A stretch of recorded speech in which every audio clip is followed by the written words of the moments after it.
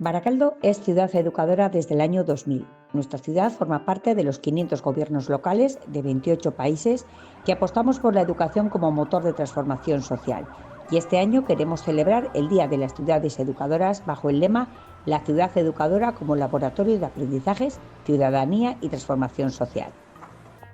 Baracaldo se compromete a que cada intervención urbana, cada equipamiento, cada programa y servicio municipal se conviertan en herramientas educativas que nos enseñen sobre nuestra historia, nuestra cultura, nuestros valores y sobre la importancia de cuidar la vida y cuidar nuestro planeta.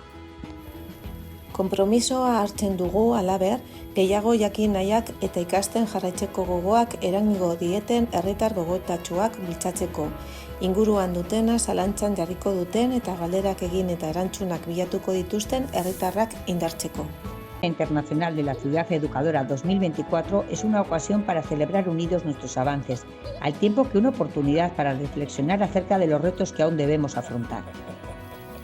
Gure kale, plaza eta parkeak naiz hezkuntza, kultura eta kiroletako ekipamenduak ez dira espazio fisiko hutsak. Aitzitik topagune dira, giza harremanak josten diren ehun.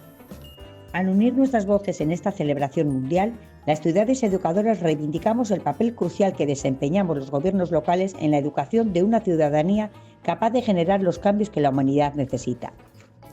Hezkuntza jasotzen dugunean, ez gara pertsona gisa ezten soilik, erresilientzia handiagoko komunitateak sortzen ditugu, egoera berriak ikasteko eta hobetzeko aukerak bihurtuz. Baracaldo desea hablar alto y claro de educación y por ello se suma a esta celebración, reafirmando su compromiso como ciudad educadora. Nos comprometemos a seguir creando sinergias entre los diferentes departamentos municipales y con los diferentes agentes educativos del municipio para que Baracaldo sea un verdadero laboratorio de aprendizajes, ciudadanía y transformación social. ¡Feliz Día Internacional de la Ciudad Educadora!